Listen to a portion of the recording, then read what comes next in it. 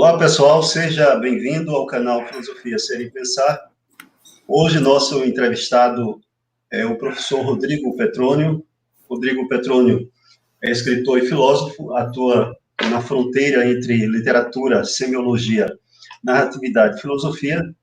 É doutor em literatura comparada pela Universidade Estadual do Rio de Janeiro, UERJ, professor titular da Faculdade de Comunicação da Fundação Armando Álvares Penteado, foi o organizador dos 3 volumes das obras completas do filósofo brasileiro Vicente Ferreira da Silva, pela editora além de dividir com o professor Rodrigo Maltês Novaes a coordenação editorial das obras completas do filósofo Wilhelm Flusser, pela editora Realizações.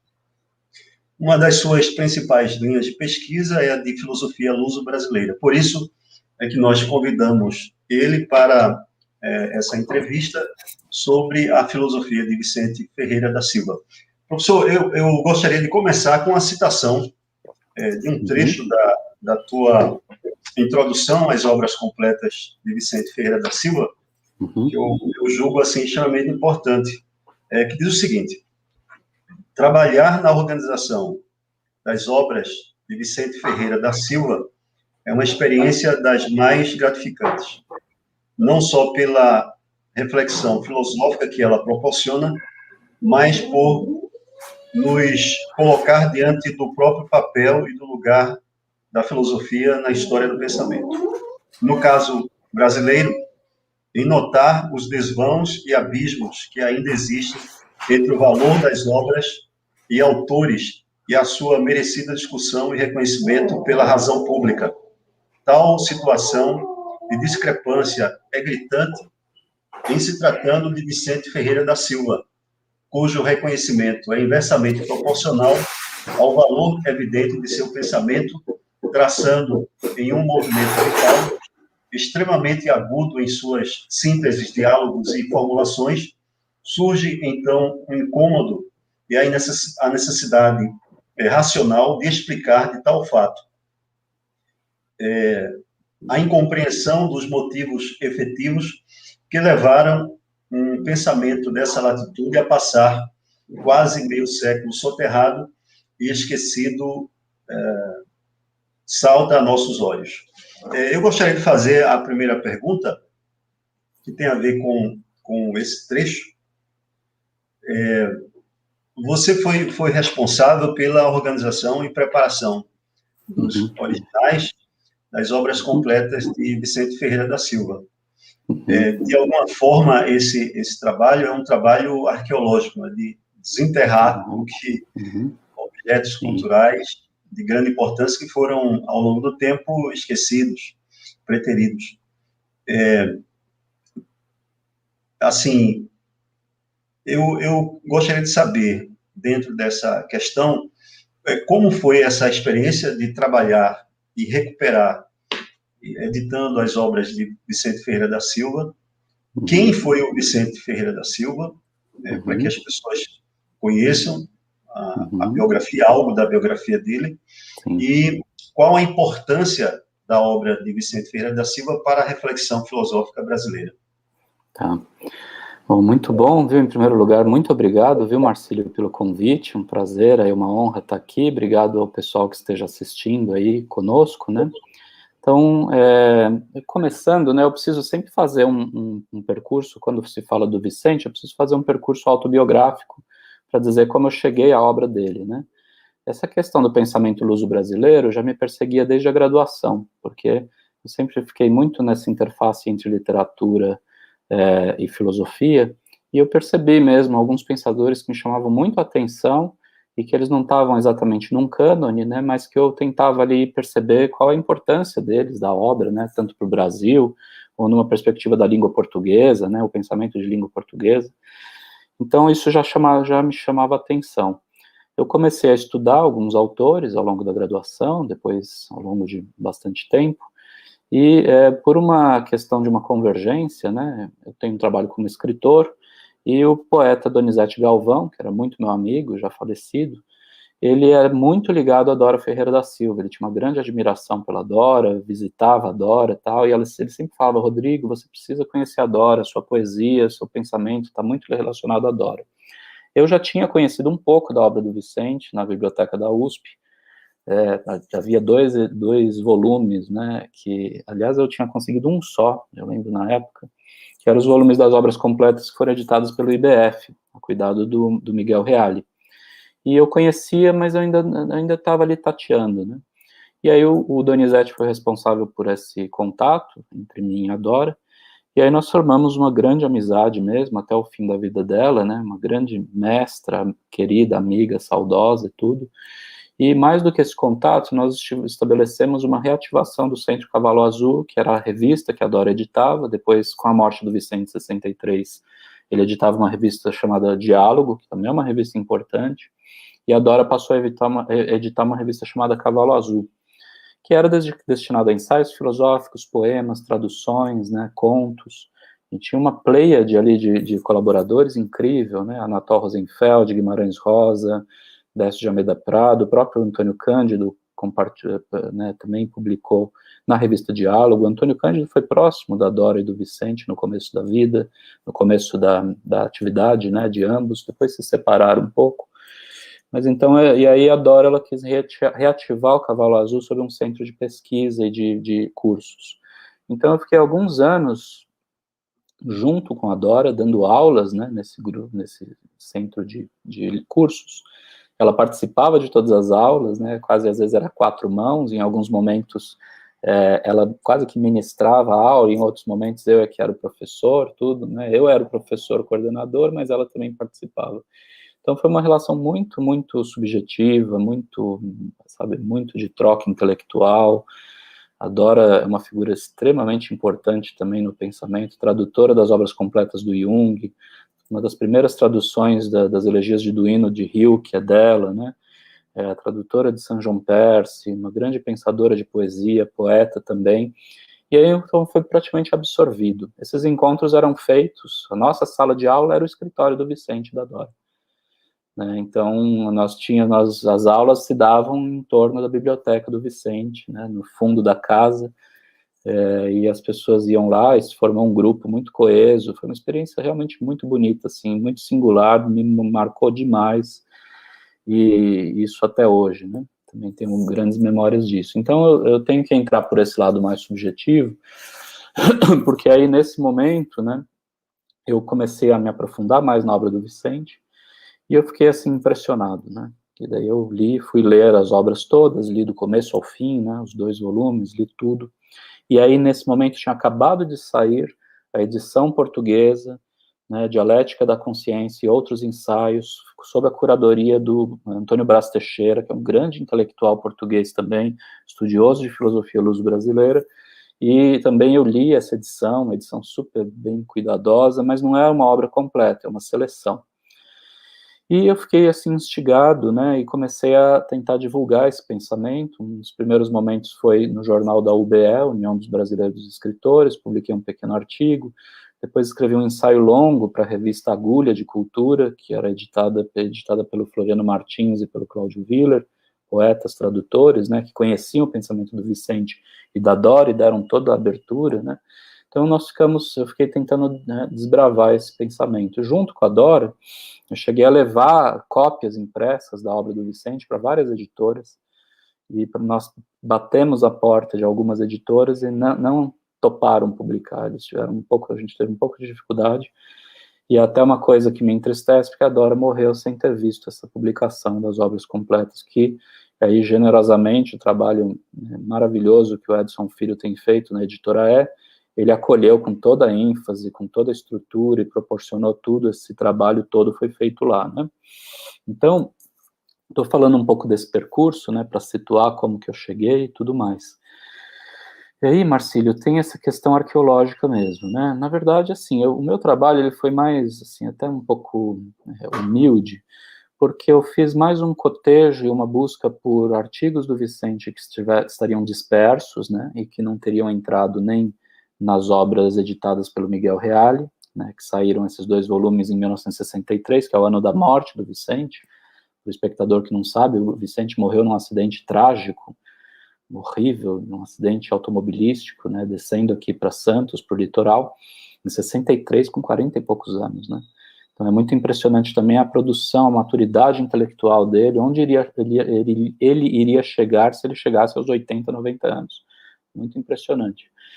E, então, essa arqueologia, ela tem a ver com ela diz respeito a essa tentativa de trazer de volta, estabelecer notas, padronizar, por isso eu fiz também a preparação de textos, né, escrever essa longa introdução que eu escrevi aos 3 volumes, né, para poder situar, posicionar o trabalho do Vicente, mas, né, essas obras completas, elas são obras completas éditas, né, esse foi o nosso trabalho, como um primeiro passo, né, para o projeto das obras completas, que ainda está em curso, né, isso é importante mencionar, porque às vezes talvez algum leitor, ele perceba que é como se nós tivéssemos fechado tudo ali, mas não, tem muitas cartas do Vicente, né, cartas dele com Gabriel Marcel, cartas dele com o Tcherna, cartas dele com intelectuais europeus, né, cartas dele com Ernesto Grassi, um grande pensador filósofo da tecnologia também, e das imagens, e ele era visitado, né,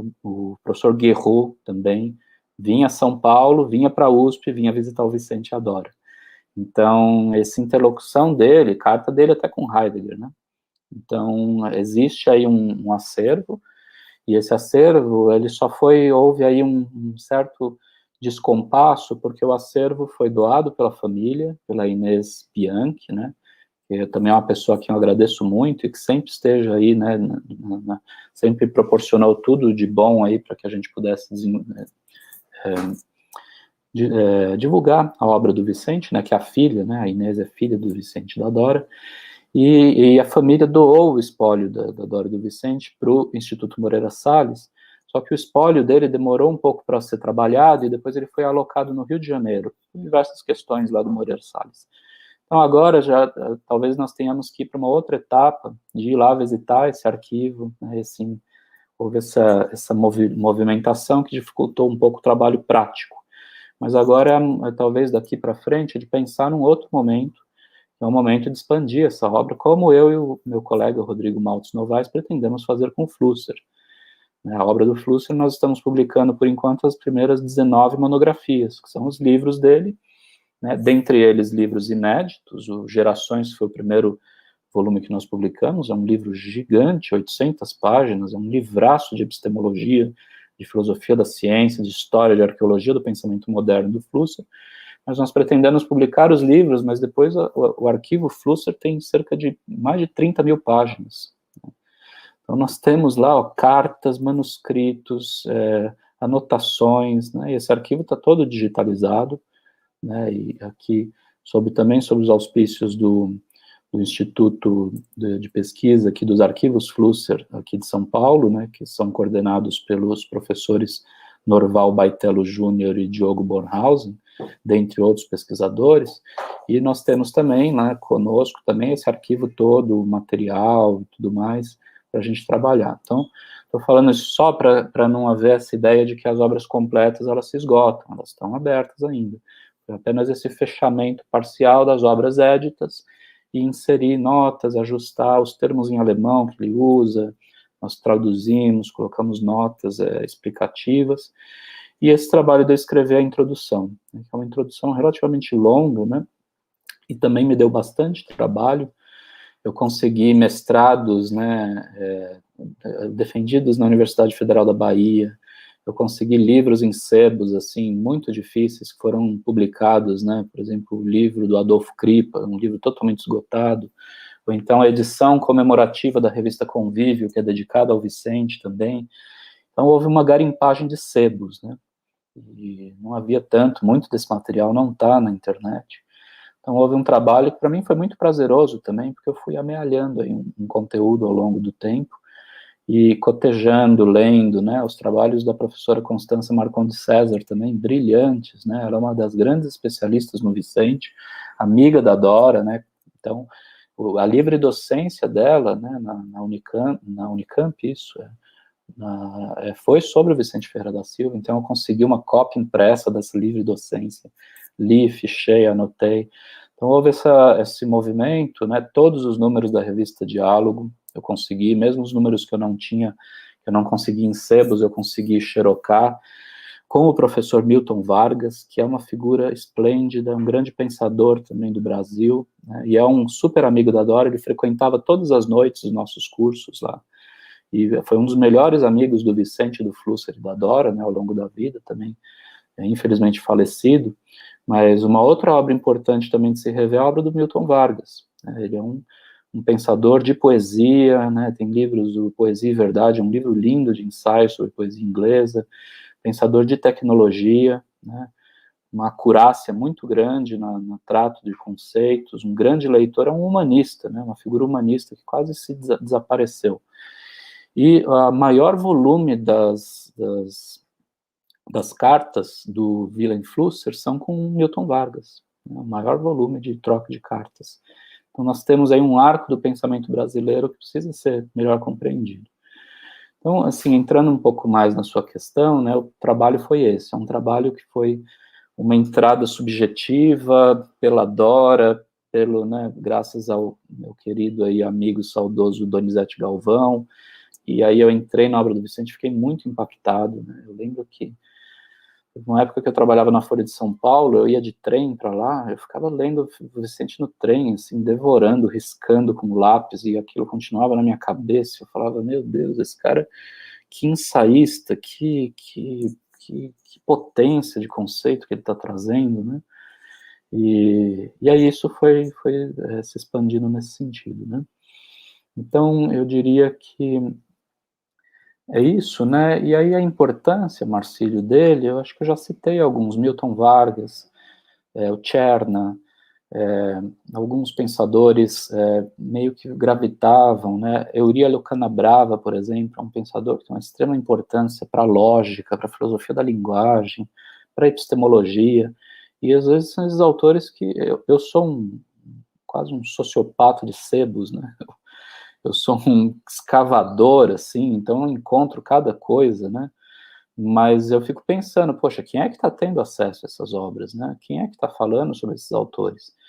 E eram autores até que tinham bastante relevância, que eram conhecidos, né, como eu mencionei, o Vicente e o Antônio Cândido, no começo da obra, né, no começo do desenvolvimento da obra de ambos, eles, a Dora me diz isso, o Antônio Cândido ia lá jantar com eles, né, aliás, há até essa ilação, né, precisaria comprovar, não tem exatamente documentos sobre isso, mas o importante ensaio de Antônio Cândido sobre Nietzsche teria sido inspirado pelo Vicente, porque o Vicente já era leitor do alemão, ele já estava lendo Heidegger nesse momento, ele já era um leitor de Nietzsche, e essas conversas teriam deflagrado isso. Então é um pouco importante rastrear assim, esse fundo, essa composição aí circunstancial, para a gente entender melhor a formação, a dialética da formação do pensamento brasileiro e luso-brasileiro. E aí, a partir do Vicente, a gente pode, não só a partir do Vicente de Flusser, né, mas nós começamos a lançar luz sobre vários autores. Por exemplo, Eudoro de Souza, né, pensador português, fundador do Departamento de Letras Clássicas da UNB, né, que leva o nome dele, um super intérprete de mitologia, pensador potente. O Vicente cita o Eudoro, se corresponderam, né?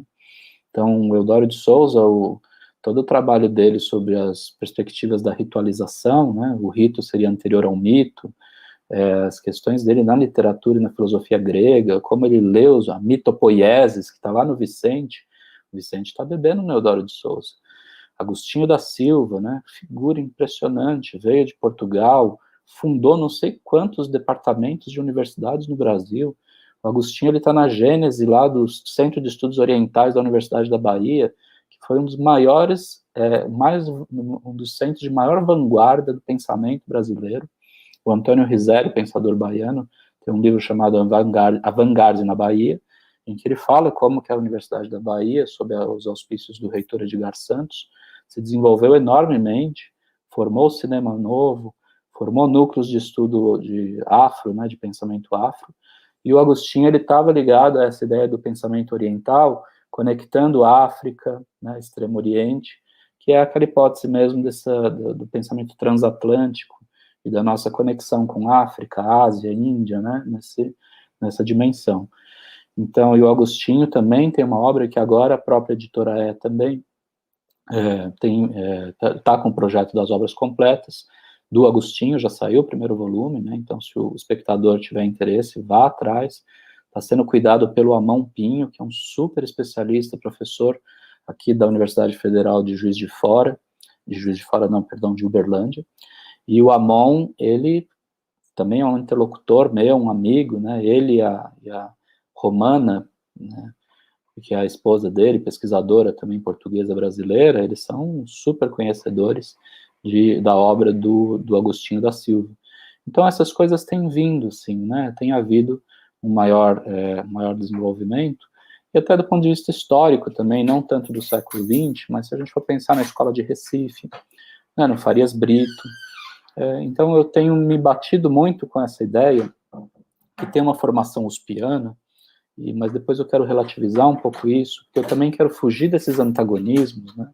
Essa questão de ficar nessa rivalização USP contra USP, isso não faz mais sentido, né? Mas eu tentei sempre ir nessa contracorrente de imaginar que a filosofia brasileira é só um arremedo, é só uma diluição, é só, né, uma pálida sombra da filosofia europeia, porque nós temos aqui um patrimônio de pensamento que ele tem sua especificidade. E ainda que não haja um Kant aqui, a gente tem que entender as condições históricas de formação desse pensamento, para a gente entender até a grandeza do pensamento, mesmo nas condições mais adversas, né, que nós possamos ter. Então, me interessa, né, eu publiquei alguns pequenos livros lá pela Academia Brasileira de Letras, na coleção Essencial, coordenada pelo poeta Antônio Carlos Sequin. Eu publiquei um pequeno livro sobre o Matias Aires. Poxa, eu fui ver o Matias Aires, é um belo escritor, um pensador assim, olha, eu não colocaria ele abaixo de qualquer grande escritor, pensador europeu, né? A gente vai ver o Dorico Mendes, é um pensador, tradutor, mas ele, né, de uma erudição esplêndida, por mais que muita gente não goste das traduções dele por vários motivos, mas o que o Odorico estava fazendo no Maranhão é impressionante, né? Então, talvez até pela minha história pessoal também, né, meu pai vem de Minas, minha mãe, toda a família da minha mãe é de Pernambuco, aí somos conterrâneos aí, Marcílio. Então, eu sempre tentei fazer também esse caminho de volta e tentar perspectivar um pouco, né, esse eixo Rio-São Paulo e tentar observar um pouco outras produções intelectuais, né. Mas eu acho que, assim, em linhas gerais é isso, né, por conta de muita coisa, né, para se falar. Excelente ouvir a respeito esse trabalho que fica oculto, né? As pessoas pegam a obra editada, as obras completas, lê, percebe que há ali todo um trabalho, as notas são muito bem feitas, algumas notas têm um tamanho grande, razoável, então percebe-se o trabalho de pesquisa, mas às vezes fica assim um ponto cego, porque você não percebe que o trabalho feito nos bastidores é muito grande, de pesquisa e aos sebos, todo esse processo. Então, é muito bom te ouvir a esse respeito e ouvir esse elemento subjetivo aí, o privilégio que você teve de conviver com Dora e com, digamos assim, o espírito de Vicente Ferreira da Silva. É incrível, estava sempre operando ali no ar, né, uma coisa incrível. Exatamente. Parabéns, que bom. E assim, o nosso canal pretende trabalhar todos esses pensadores luso-brasileiros, a escola aqui de Pernambuco, a gente vai trabalhar em breve todo esse pessoal. Mas Rodrigo, há uma questão que, assim, quando eu tive acesso, me saltou aos olhos, que é a questão da possível unidade subjacente ao pensamento de Vicente Ferreira da Silva. Você, na palestra de lançamento das obras completas de Vicente Ferreira da Silva, chega à hipótese de que haveria essa certa unidade subjacente ao pensamento dele, apesar da diversidade. Ele é muito diverso, assim, múltiplo nas abordagens e temas e tal. Inclusive, você, na introdução às obras completas, você menciona o conceito de unidade da experiência filosófica do Etienne Jusson, E eu gostaria de saber o que seria essa, da sua perspectiva, essa unidade subjacente do pensamento de Vicente. Excelente, Marcílio. Então, eu até gostaria, até de repente, numa próxima edição, né, ou então repensar isso, essa questão da divisão ternária, né, das 3 etapas da obra do Vicente. Eu utilizei essa divisão, porque outros autores utilizam, e também mais por um expediente didático, até para se entender, assim, a mobilidade do pensamento dele, né. Eu acho que eu não tenho uma visão, assim, de que elas sejam estanques, né, embora eu use ali o termo Kern, né, que é atribuído à reviravolta do pensamento heideggeriano, eu só queria mesmo demarcar que existem 3 coisas que são bem assim, são relativamente diferentes, né. Então, quando ele começa com lógica simbólica, ele é um logicista, ele está lendo Bertrand Russell, ele está lendo Wittgenstein, aliás, um dos primeiros leitores de Wittgenstein no Brasil, né, está lendo Tratactus.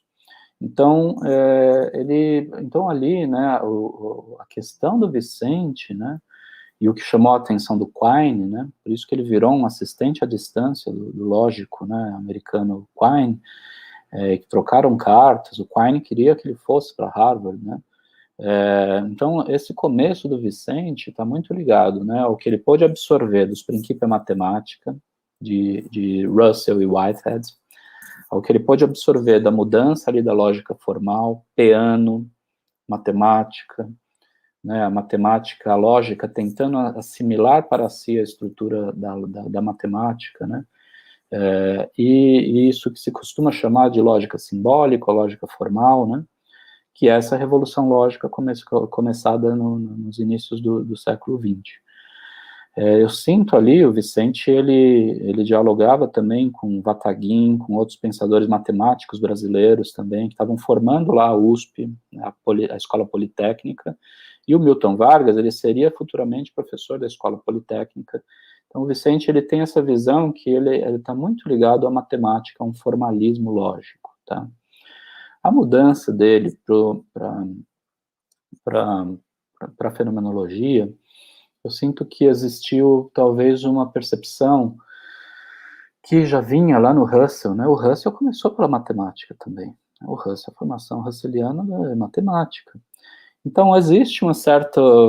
por isso é que não existe uma divergência grave, existe uma tentativa de posicionar os objetos formais da matemática dentro de um fluxo vital, né, que seja também formal, que tenha uma compreensão da forma do pensamento, estrutura do pensamento, mas que saia, né, do formalismo, que saia do formalismo lógico.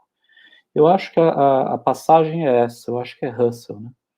É quando ele percebe que o Russell está tentando chegar ali às estruturas eidéticas, né, as estruturas, a essência, as estruturas essenciais eidéticas, né, do pensamento, por meio da estrutura da consciência, né, da fenomenologia dos objetos intencionais. E o Vicente, eu acho que ele se encanta por isso, porque ele percebe que o conceito de forma, ele expande o modelo matemático para se emaranhar na própria forma da experiência, da facticidade, da consciência no mundo. Então, porque a base, né, da fenomenologia é uma base formal, né? Nós temos lá a ilê, né, a matéria bruta, né, e existe um processo de formalização e de apreensão dessa matéria ilética, né, como diz o Russell, essa apreensão, e há o nível de formalização por parte da consciência, né, desses objetos intencionais e tudo mais. Então, veja só, existe uma passagem ali, né, é como se eu saio das estruturas matemáticas para ir para as estruturas eidéticas. Então, não existe uma ruptura, mas são coisas diferentes.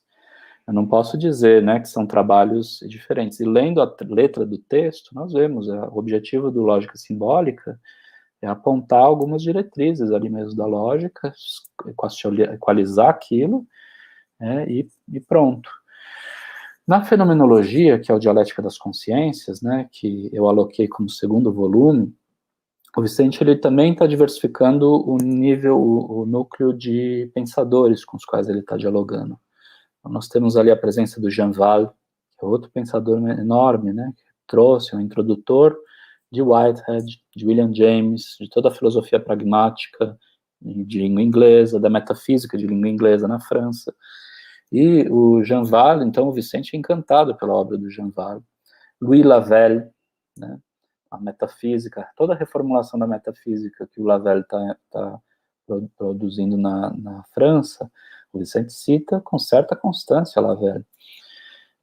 E Merleau-Ponty, Sartre, né, o Sartre do Ser e o Nada, né, o Sartre que está ali na base fenomenológica, Hegel, Russell, Heidegger, já começando ali a tatear o Heidegger.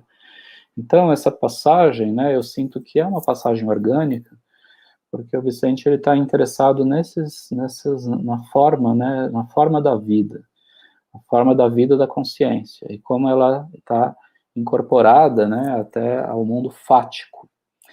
E o conceito de facticidade é o conceito que vai permear, né, o terceiro momento lá do Vicente, que é, de fato, a releitura que ele faz do Heidegger, que talvez seja a fase mais original do pensamento dele. Então, ele traz autores que eram lidos na época e que hoje talvez poucas pessoas leiam, né? Aquele fenomenólogo Wiesack, um alemão, né? Ele traz um conceito central do Wiesack, que é o conceito de objetos, né, de nível pático e nível ôntico, que é trabalhado pelo Sartre. Ou seja, você tem um nível de coisificação da consciência, que é a relação da consciência com coisas. E existe a intersubjetividade, que é a relação da consciência com consciências, né? Então, isso está lá no Hegel, a fenomenologia hegeliana. E isso vem lá, Gabriel Marcel, vem pelas filosofias da existência, né? O Russell, a fenomenologia é a base de sustentação das filosofias da existência. E o Vicente, ele está espraiando, então, esses autores, e trazendo autores, às vezes, que até no próprio Brasil eram pouco lidos, né, como eu mencionei, né, alguns deles, tal, e até um diferencial do Vicente, porque ele, além desses autores franceses, ele vai começar a dialogar diretamente com os alemães. E nós temos a história aqui que existe uma formação muito maior da Universidade Brasileira, a partir da USP, depois se irradiando para outras universidades, da formação da francesa, né. Então, aí é um dos dispositivos também, né, voltando para a sua primeira pergunta, que eu acho que o primeiro motivo, né, do isolamento, ou da dificuldade de incorporar a obra do Vicente, talvez tenha sido a própria morte prematura dele, né. Então, às vezes há pessoas que enfatizam demais a questão ideológica, né, mas eu acho que a própria morte prematura dele problematizou demais isso, porque ele não teve tempo hábil para poder consolidar o próprio nome dele, seja dentro ou fora da universidade, né? Então, isso foi muito abrupto, né? E aí outros motivos, que depois a gente fala um pouco mais sobre isso, né? Motivos ideológicos, políticos, teóricos, institucionais e tal, mas que eu acho que precisam ser vistos com mais vagar, sem animosidade, sem oposição. Tem que compreender a dialética do pensamento brasileiro, como é que ele se deu, para que a gente possa fazer esse trabalho mais propositivo, de trazer esses nomes, e não de ficar criticando o fato deles terem sido ocultos, né? Então, Marcílio, eu acho que daí indo para o terceiro ponto, né, a parte, o fundo, né, de facticidade, que está lá no Russell, que está na fenomenologia, não é à toa que o Russell foi orientador do Heidegger, né? Há heideggerianos que dizem que o Heidegger sempre foi fenomenológico. Por mais que ele tenha reproposto o problema do ser, que não está em Russell, o Heidegger ele sempre foi um fenomenólogo, o método dele sempre continua sendo um método fenomenológico, por mais que ele próprio possa ter querido recusar isso. Então existe aí esse modo de trazer a nova, né, a diferença ontológica radical, a desentificação da filosofia, né, chegar nesse segundo grau mais originário, que é a divisão entre ser e ente, né, que está no Heidegger, mas isso é fenomenológico. E o Vicente vai seguir o mesmo percurso. Só que aí, para mim, o que é muito surpreendente nessa fase final do Vicente é porque ele se tornou praticamente um heideggeriano, né? E isso é até, às vezes, um pouco incômodo, assim, acho que ele recorre muito, assim, muito ao Heidegger. Ele foi uma explosão para ele, né, a filosofia heideggeriana. Só que eu tenho sempre batido nessa tecla, né? Tive numa banca uma excelente do Tiago Diniz, que é um estudioso do Vicente, e ele também trouxe isso à baila, né? Na dissertação dele sobre Vicente, que o Vicente ele vai recuar para o Schelling. Então, existe uma coisa bem curiosa no Vicente, que ele está lendo Heidegger à luz de Schelling, e não Schelling à luz de Heidegger. Porque é como se ele pegasse toda a teoria da revelação, a teoria das idades do mundo, que está no Schelling, a teoria da mitologia, mitopoiesis, que está no Schelling, e ele conectasse com a crítica metafísica que o Heidegger faz, só que aí ele está já bordeando, ele já sai da prerrogativa heideggeriana. E ele está criando algo que, para mim, é extremamente novo. Né? Então, o Vicente, essa fase mitopoética dele, eu acho de um ensaísmo, de insights, assim, vertiginosos, né? A maneira pela qual ele constrói os conceitos, desconstrói, faz associações, é genial. Para mim, é genial. Então, assim, aí fechando a sua pergunta, eu diria o seguinte, e aí isso é uma coisa muito interessante de ver Vicente Flusser, depois a gente fala sobre isso. A questão do Vicente, eu acho que ele está relacionado, a questão central dele, eu diria que quais são as estruturas modelizadoras da realidade? Quais são as estruturas de preensibilidade, de apreensibilidade do real enquanto real e que produzem realidade? O problema dele é ontológico e epistemológico, mas se nós pensarmos com essas estruturas formais, né, isso está na matemática, na lógica, isso está na redução eidética, no sentido russeliano, fenomenológico, e isso está no mito, como ele define mito como um princípio de inteligibilidade do mundo, né? Fecha aspas. Isso está lá no ensaio dele sobre a filosofia da mitologia, que é um ensaio brilhante, né? Então eu diria, eu vejo, Marcílio, existe esse fio subjacente, e que é um fio subjacente muito parecido ao do Flusser. A mesma coisa ocorre com o Flusser. O Flusser ele é lido do fim para o começo, sendo que o começo do Flusser há obras escritas em português que ainda não foram lidas em nenhum lugar do mundo, porque sequer tinham sido publicadas. E as pessoas, mesmo os estudiosos, né, e que os leitores de Flusser, às vezes perdem a dimensão da organicidade do pensamento dele, ou leem só a parte final, que é a parte comunicativa, da comunicologia, da tecnologia, da teoria das mídias, que é a partir da filosofia da caixa preta, né, a filosofia da fotografia, o Flusser explode, ele é traduzido em dezenas de línguas.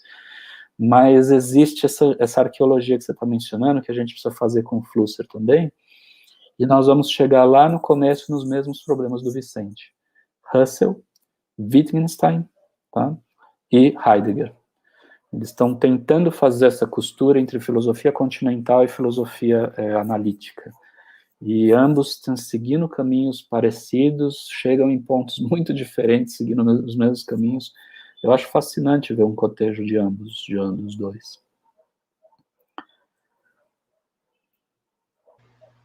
Excelente. Rodrigo, eu queria fazer uma pergunta agora que trata do estilo. Geralmente, os filósofos, eles escolhem uma forma específica de exprimir as reflexões filosóficas que ele se propõe a realizar. E, em alguns casos, o estilo chega a ser um método. Eles pensam que não seria de outra forma, deveria ser daquela forma, dado ao projeto filosófico deles. Tal. Isso. O Ortega y Gasset, ele afirma que até num livro dele bem conhecido, que é a filosofia, que a clareza seria a gentileza do filósofo, né? Bonito. Você que lidou assim de forma minuciosa com os textos de Vicente Ferreira da Silva, acha que ele conseguiu conciliar a densidade filosófica e clareza argumentativa? E por quê? Tá. Excelente pergunta, viu? Adorei essa citação, né? A clareza e a gentileza do filósofo, né? E o Ortega y Gasset, ele mesmo um grande escritor, um grande ensaísta, né? Também, veja só, né? Aqui em São Paulo havia os círculos que gravitavam em torno do Instituto Brasileiro de Filosofia, Diálogo, depois a Cavalo Azul, mas a própria Revista Brasileira de Filosofia. Existia um diálogo forte também com a filosofia espanhola, que é uma filosofia que foi também bem minimizada, né? O Julián Marías, né? Chegou a vir até São Paulo, se correspondia com o Vicente. né, o próprio Ortega y Gasset, ele é citado pelo Flusser, né, citado pelo Vicente mais de uma vez. Então, eu acredito totalmente nisso, Marcílio, porque se nós formos pensar a gênese da filosofia, Platão é um dos maiores escritores de todos os tempos. Eu não consigo imaginar Platão sem a escrita de Platão. E aí aquilo que o Derrida levanta, né, às vezes nós temos essa ideia de divorciar o meio, né, a escritura do conteúdo noético, né, e a escritura ela é composta, ela compõe o conceito também. Então, a gente já está desafiado a imaginar que a filosofia surgiu como teatro de ideias, ou como personagens conceituais, como diz lá o Deleuze, né? Porque o Sócrates é um personagem platônico. Então, essas relações entre estilo, escrita, ensaio, filosofia, elas são relações muito porosas, pelo menos para o meu ponto de vista. Existem filósofos mais sistemáticos, né? Definidores, né? Kant, Hegel, né? O próprio Russell, né? Que são centrais em tudo que a gente pode debater. Mas quando a gente imagina que o estilo é método, você começa a relativizar também, porque daí o estilo tem a ver com o próprio procedimento do pensamento, ou seja, com a verdade imanente aos próprios conceitos que você está tentando definir. E como eu tenho esse diálogo entre literatura e filosofia, eu tenho muito aderência a esse tipo de pensamento. Nós formos ver os filósofos antigos, eles são escritores, né? Eles são ensaístas, a maioria das vezes. Então, Montaigne, por exemplo, né? Montaigne é um dos meus autores favoritos. Eu acho Montaigne um escritor, assim, extraordinário. Nietzsche, né? Então, nesse sentido, né? Hoje em dia, né? Leio muito Sloterdijk, fiz um segundo mestrado sobre Sloterdijk, né? O Sloterdijk é uma coisa assim que até me incomoda um pouco, é que às vezes eu não concordo com ele, mas ele escreve admiravelmente bem, assim, a escrita dele, ele é uma escrita espiralada, uma espécie de uma escrita proustiana, que é impressionante o nível, a qualidade ensaística dele. Então eu acho que aí, mas não é só a qualidade ensaística como algo extrínseco, é exatamente isso que você está falando. É o ensaio a serviço do pensamento. E Adorno também, mesmo esses autores que têm um sistema robusto, um núcleo duro, né? Aquilo que a Shea Berlin chama de pensadores ouriço, né? Aqueles que estão dentro de uma mesma verdade, assim, criam um sistema duro, eles também têm as suas escapadelas ou as suas digressões literárias que ajudam a complexificar o sistema, fazer digressões em relação ao sistema, abrir janelas em relação ao sistema. Então eu vejo a escrita do Vicente quase como conatural ou ali como uma coevolução do pensamento. Nós frisamos muito essa relação do Vicente com Heidegger, mas nunca devemos esquecer a relação que ele tem com Nietzsche, que é quase de paridade. Ele, em vários momentos, a filosofia do dionisismo, a filosofia da mitologia vem de Schelling, mas passa por Nietzsche. E o Nietzsche, nós sabemos que o Nietzsche é um dos maiores estilistas da história da filosofia, né? Um dos maiores escritores, assim. E ele confere um estatuto epistemológico às teses, né? À arte. Então, né, você escrever de um modo literário, estilístico, não é apenas trazer os mesmos conceitos sob outra forma. A forma determina a própria condição conceitual daquilo que está sendo tratado. Então eu vejo muito por esse lado, né? Então eu pensaria nisso, existe aí um caminho, que talvez seja um caminho, mas que para mim é rigorosamente filosófico, né, que é esse caminho percorrido pelo Vicente, a valorização da poesia, que está lá no Heidegger, né? Haja vista lá o próprio procedimento de Heidegger, né? A filosofia não explica a poesia, a filosofia aprende com a poesia. Por quê? Porque as categorias fundamentais estão nos poetas, já que o poeta está enunciando a partir da carência, do próprio ser que existe, né, a partir da voz da existência. Quer dizer que a filosofia da existência tem que colher em Hölderlin, em Hilke, em Georg Trakl, alguns conceitos, e elevar esses conceitos à condição de conceitos apodíticos, né, universais. Então, o Vicente está percebendo isso, a relação que o Nietzsche estabelece com Dostoiévski, com a música, né? Wagner, com os escritores, com a literatura de modo geral.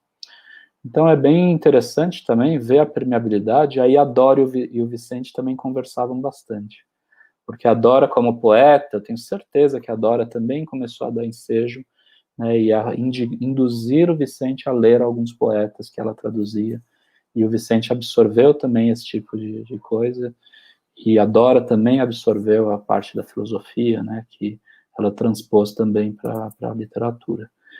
E há muitos escritores que o Vicente cita, né, o D.H. Lawrence, T.S. Eliot, poetas, né, acho que até chega a citar o Ezra Pound, se não me engano. Então, é um tipo de filosofia que tem essa relação com a escrita.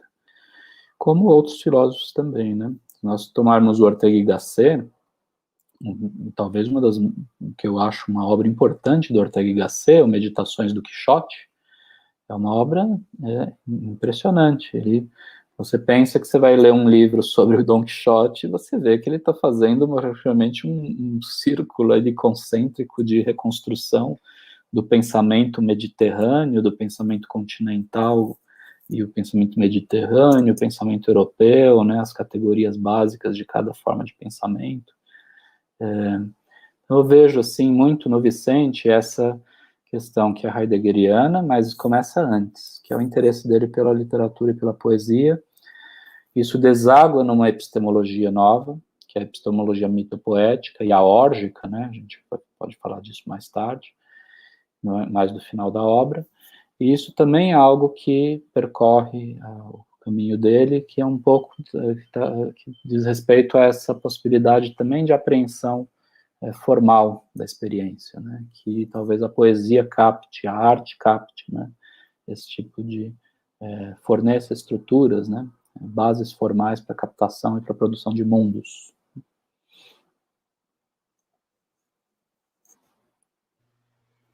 É o velho problema aquele embate em relação à literatura e filosofia, né? Está sempre voltando a baila, né? Mas, Rodrigo, você tocou assim, en passant, a questão das três fases, e falando que não é uma divisão estanque. Eu gostaria de trabalhar cada uma delas especificamente contigo agora, começando pela fase lógica, porque o Vicente Ferreira da Silva, no primeiro estágio da vida dele, da vida filosófica, ele era um lógico matemático, digamos assim. Ele for lá naquela virada que houve, né, linguística, e ele chega a escrever uma obra que é Elementos da Lógica Filosófica, e além disso ele se torna assistente do grande lógico Quine. Eu te pergunto, quais são em termos gerais, claro, as características fundamentais desse momento do pensamento de Vicente, e qual o status epistemológico que ele dá, que ele atribui à lógica nessa fase do pensamento dele. Perfeito. Tá, vamos lá. Essa é uma fase, assim, bastante técnica, né? Acho que é difícil da gente traduzir aqui, mais um painel, um panorama. Minha mãe é professora de matemática, eu tenho maior admiração por matemática, mas há muita tecnicidade, eu acho, nesse trabalho do Vicente. É um trabalho pioneiro, né? Um dos primeiros comentadores de lógica formal, simbólica, no Brasil. Isso, ele está trabalhando com isso no final da década de 40, né?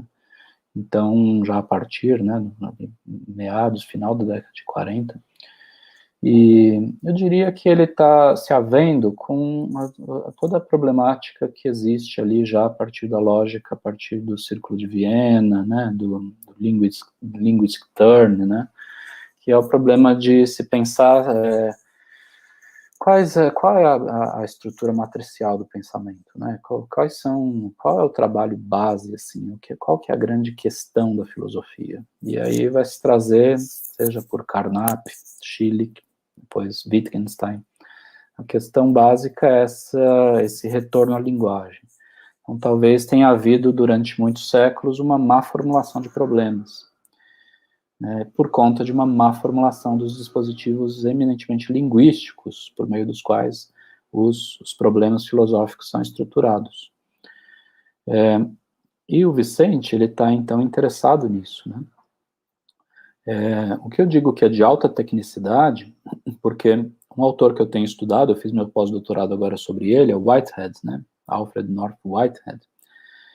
Os Principia Mathematica, de Russell e Whitehead, Whitehead foi professor do Russell, né? Aliás, outra pequena injustiça aqui também, que se reputa o tempo todo os Principia Mathematica, os 3 volumes, mais ao Russell, sendo que, na verdade, o Whitehead ele tem um papel talvez maior do que o Bertrand Russell na escrita desses 3 volumes, mas existe uma dificuldade até dos próprios matemáticos de lidarem com essa obra. Isso eu já conversei já com físicos matemáticos, um nível de tecnicidade, de reformulação da história da matemática muito grande. Então, Vicente, eu sinto que ele traz isso, mas ele não está querendo produzir esse mesmo tipo de impacto. Ele está querendo rever conceitos filosóficos a partir da lógica. E o problema que eu sinto que está ali também ao fundo, né, é um problema ontológico e metafísico, como o é desde o começo do Círculo de Viena até o Quine. E o Quine vai perceber, né, a tal chamada epistemologia naturalizada do Quine, ele vai perceber que o problema da ontologia não foi totalmente solucionado pela linguística, pela filosofia da linguagem, pela filosofia analítica, tal como ela tinha se constituído. O próprio Wittgenstein percebe isso. Por isso que existe a mudança, né, do Tratactus para o Wittgenstein mais adiante. Porque o Wittgenstein mais adiante vai quase que se tornar meio que um fenomenólogo, né, essa relação com o silêncio e tudo mais, que já estava no Tratatus, mas vai ser aprofundado. Então eu sinto que o Vicente, eu diria que existe uma intuição, né, existe primeiro talvez até uma predileção, ele gostava de matemática, esses Fantapié, Vataguin, Peano, são matemáticos com os quais ele dialogava, trocava cartas, alguns deles aqui em São Paulo mesmo. A Dora, para mim, assim, ela contava isso, né, que o Vicente, ele, no começo, quando ele era muito jovem, ele sempre teve esse elan, essa coisa, né, com a matemática, mas que a própria Dora, ela diz que ele foi se desinteressando porque talvez ele tenha tido essa intuição da passagem da lógica para a fenomenologia. E que está implícito lá, e daí também da lógica para a ontologia. Porque talvez o problema ontológico ele ainda está ali não solucionado totalmente, né? Que é o problema da descrição, da designação, dos referenciais, né? Se nós temos estruturas, né, frásicas, né, ou linguísticas que descrevem, né, proposições que estão se relacionando, descrevendo certos estados de coisa, lá como diz o Wittgenstein, tudo bem que isso possa ser inerente à própria constituição da linguagem, mas, no limite, quais são esses seres que são produzidos no interior da linguagem, né? Então, eu teria que abandonar totalmente a categoria de ser, mas em algumas formulações linguísticas não tem como você abandonar a categoria de ser, porque a língua está produzindo realidade. E essa é a questão do língua e realidade do Flusser, que também vem da matemática, que também vem dessa obsessão, né? O pai do Flusser era engenheiro. Então, ele vem dessa questão também de trazer, entender o logicismo, né, de Wittgenstein, mas à luz da pluralidade das línguas. Então, o Flusser, e é o primeiro livro do Flusser publicado. Ele publica em 63, o ano da morte do Vicente, mas o História do Diabo é um pouco anterior, mas é o primeiro livro publicado. Então, temos ali, né, mas a consolidação do Flusser paralelamente, antes do Vicente, antes da publicação, né, de se tornar público, eles estão tocando o mesmo terreno, eles estão preocupados com problemas muito parecidos. E eu veria um pouco nessa chave, viu, Marcílio? Porque e aí, senão a gente teria que entrar mesmo na obra, ver ali ponto por ponto, né, como ele trabalha cada autor, o que ele traz, né, do percurso lógico, das questões lógicas, matemáticas, formais, e daí talvez seja um pouco abstruso para a gente falar aqui agora, né.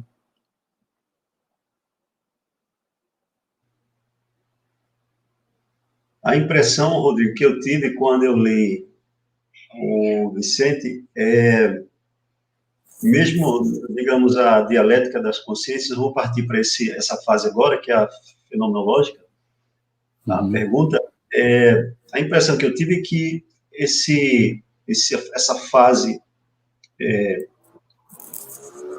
de lógica dele se refletiu, ainda que ele tenha tido essa passagem, essa mudança, mas se refletia na escrita dele, na forma que ele pensava, na clareza do pensamento, né? Então, eu percebi isso na leitura. Na introdução às obras completas de Vicente Ferreira da Silva, você assinala que houve essa mudança, né, brusca no pensamento filosófico dele, que resultou no abandono da lógica.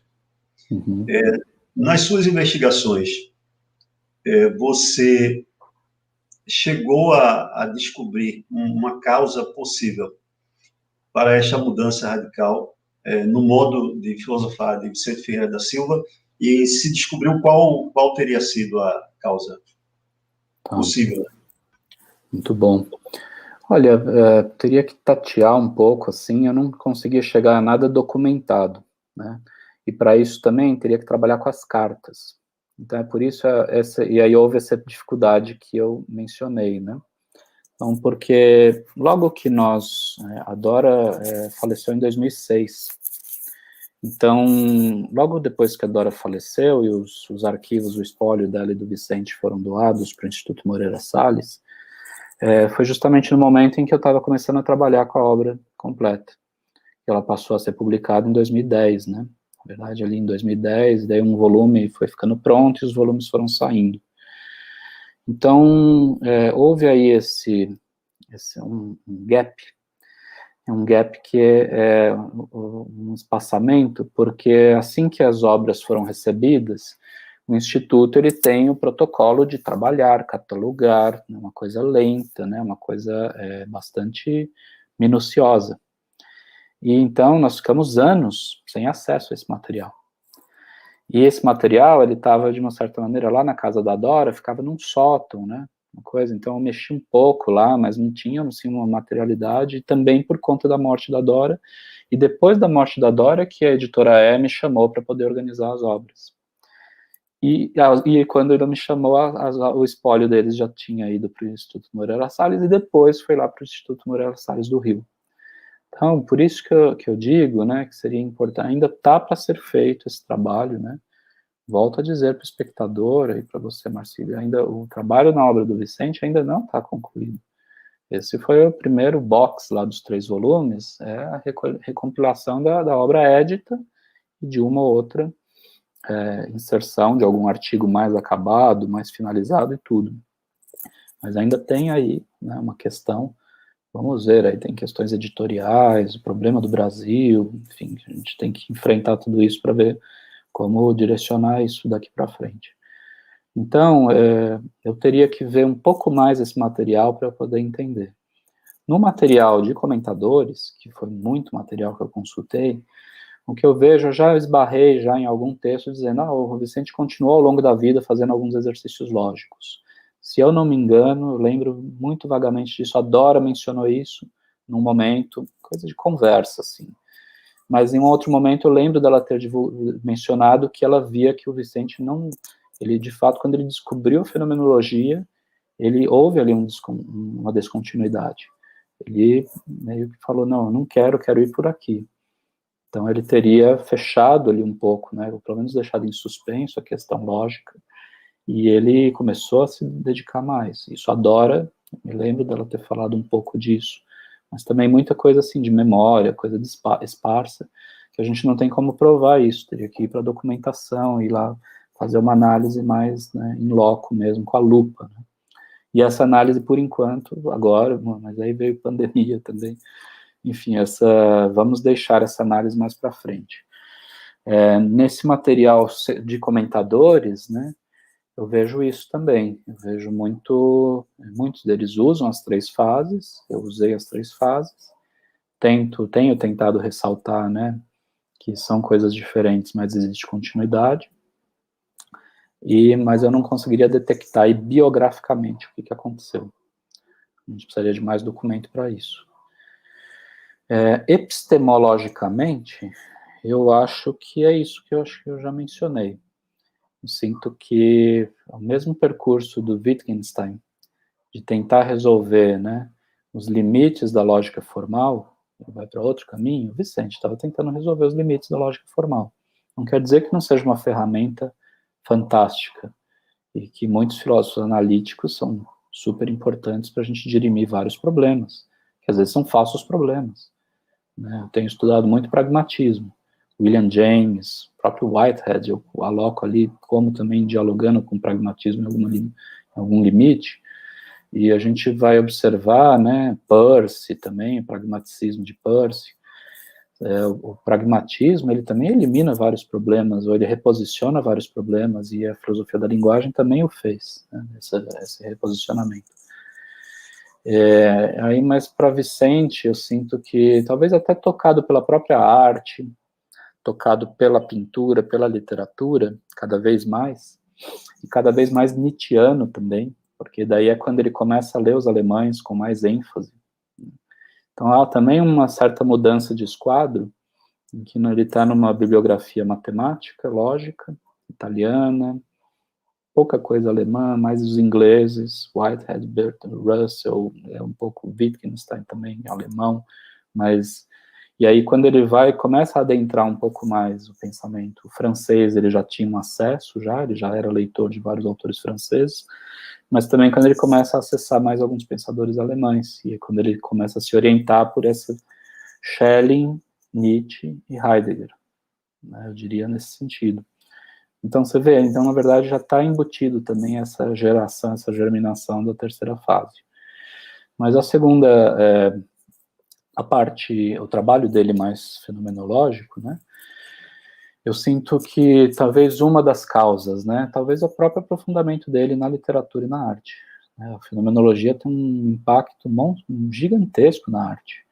No fundo, os artistas são fenomenólogos natos, eles estão trabalhando, né, com o fenômeno, com a emergência, né, com as categorias básicas ali da fenomenologia, né, o retorno às coisas nelas mesmas, né, os feixes adumbrativos, a antinaturalização do pensamento, isso tudo está na arte, na literatura, na poesia, e eu sinto que talvez isso tenha vindo, assim, resvalado, e o Vicente, ele quer voltar para o mundo da vida, ele quer voltar aqui, né, para o ancoradouro, para a facticidade, para tirar os conceitos da abstração, ele vai para a pura abstração, e depois ele vai para a pura facticidade.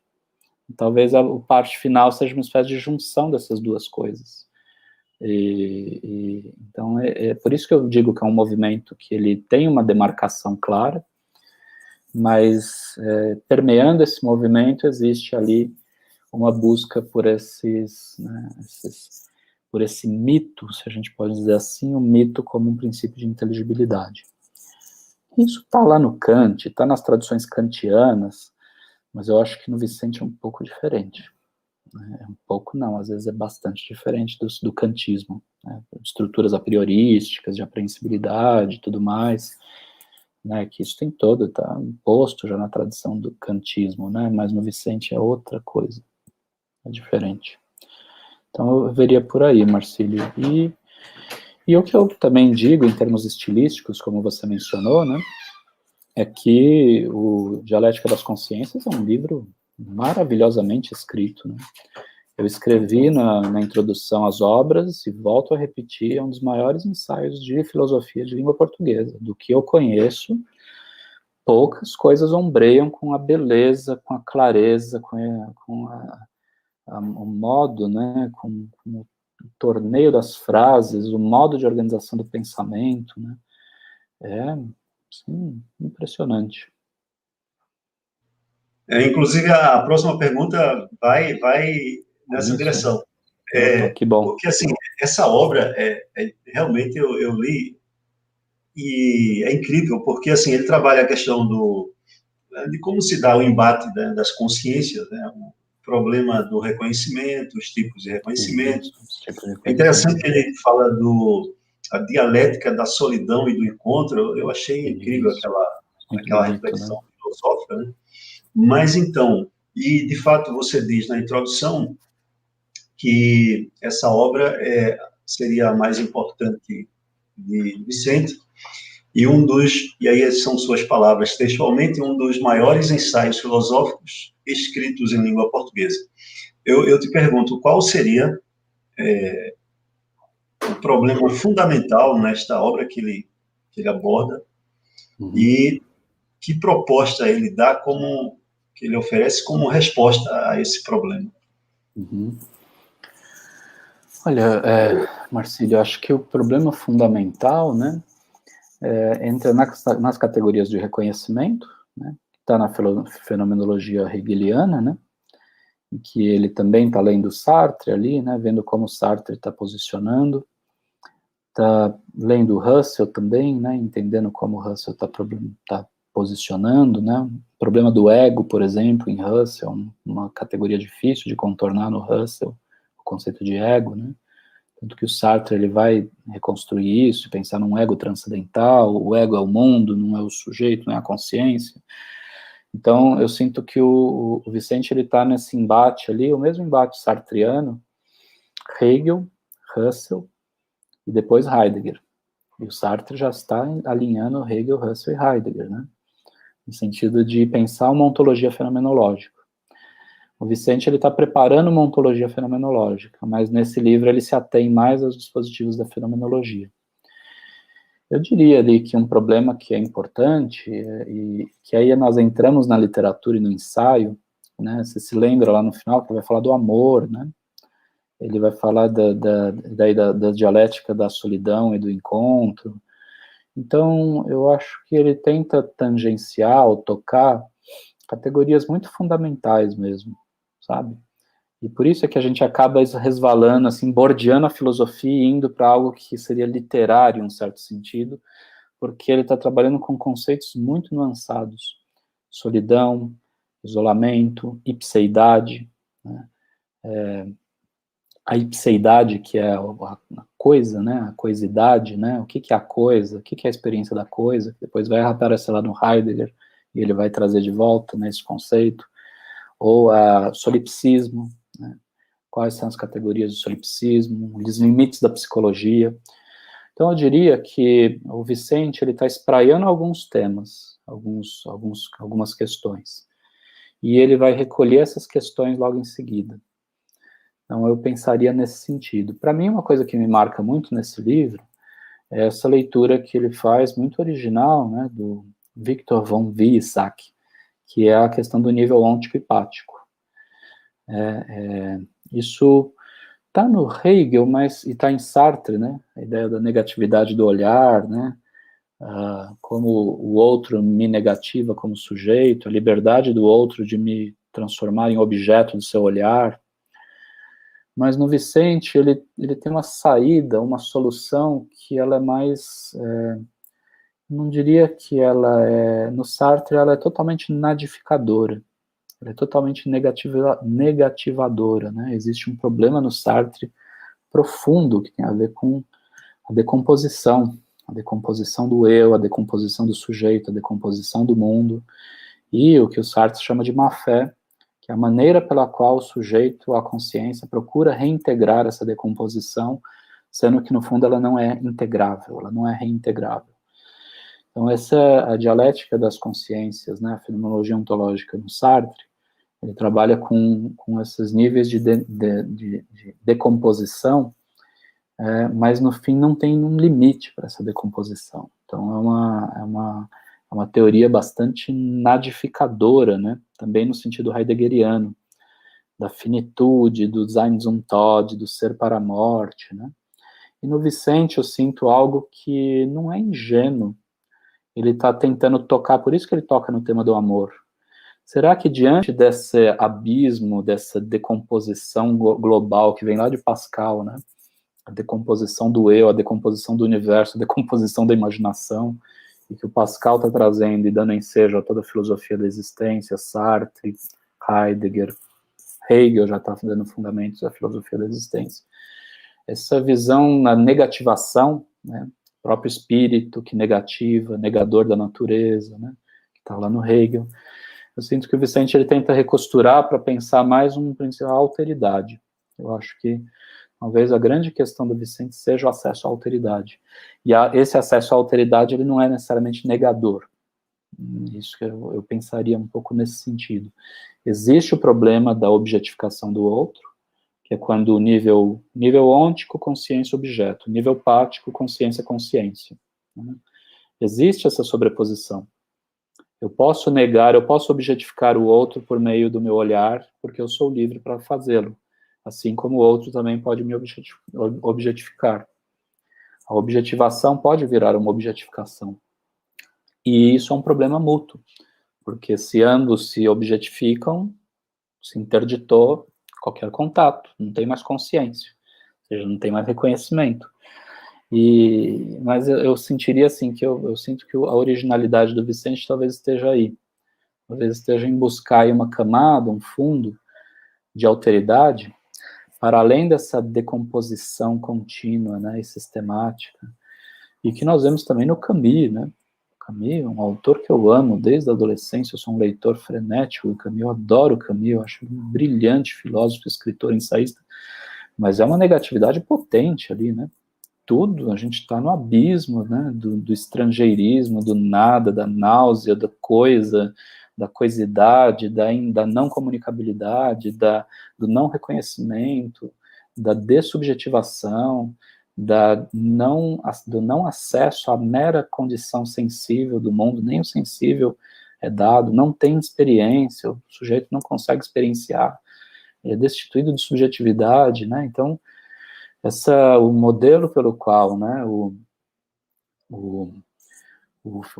a fenomenologia e o existencialismo, mais especificamente francês, ele gira muito nesse entorno, né? Merleau-Ponty vai seguir um outro caminho, mas ele gira muito nessa época em que o Vicente está lendo esses autores, está girando muito em torno disso. Aliás, o Vicente encontrou o Camus, né? Quando o Camus esteve no Brasil, tem fotos deles, assim, eles chegaram a se conhecer. Mas existe essa relação aí dessa decomposição e que está na negatividade hegeliana. O Vicente cita o Hegel constantemente nesse ensaio, né? Ele percebe a importância do Hegel para construir uma fenomenologia da consciência, mas é como se ele tentasse cavar aí um outro conceito de alteridade. Eu colocaria nesse ponto. Eu acho bastante interessante a reflexão que ele faz sobre a solidão dentro dessa questão da dialética das consciências. Mas Rodrigo, o Vicente Ferreira da Silva, notadamente, a gente, ao conhecer algo do pensamento dele, a gente percebe que ele tinha uma inquietação filosófica, intelectual muito grande, né? E no percurso dele filosófico. Prova disso é que ele, mais uma vez, experimenta uma espécie de guinada, de virada, que foi da fenomenologia, e você já antecipou, já algumas vezes, para a mitopoética. Parece-me que aqui ele desproblematiza, de alguma forma, a questão da relação entre filosofia e poesia. Você chega a falar que esta fase do pensamento ferreriano seria marcada por uma visão aórgica, né? E aí toca no Hölderlin e tal. Qual o significado dessa visão aórgica e como ela está relacionada com os demais aspectos filosóficos dessa fase, essa terceira fase, digamos assim? Então, maravilha, né? Putz, essa reconstrução do Vicente eu acho bastante impressionante, né? Como eu disse, né, ele tem interlocutores, o Ernesto Grassi está imaginando, está querendo refundar ou pensar o mito em alguma chave, né, diferente do que até então era pensado.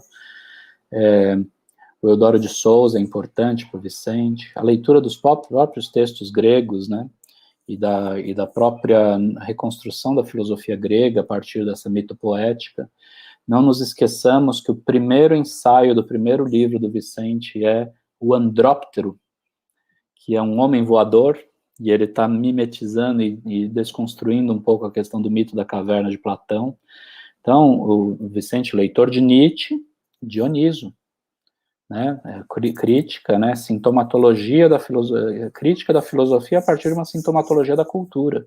A cultura bloqueou o acesso a certas unidades psíquicas profundas, a certos mitologemas, como diria o Jung, e, portanto, nós temos uma estrutura de saber racional.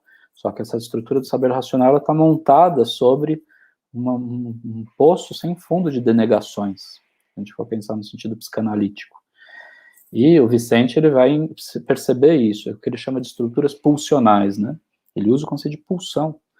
Então, as estruturas pulsionais, que ele identifica via Nietzsche no dionisismo, vão servir para ele reconstruir até toda a questão do logos, da racionalidade. E aí, lembrando até o Ortega y Gasset, né, também continua naquela noção da razão vital do Ortega y Gasset.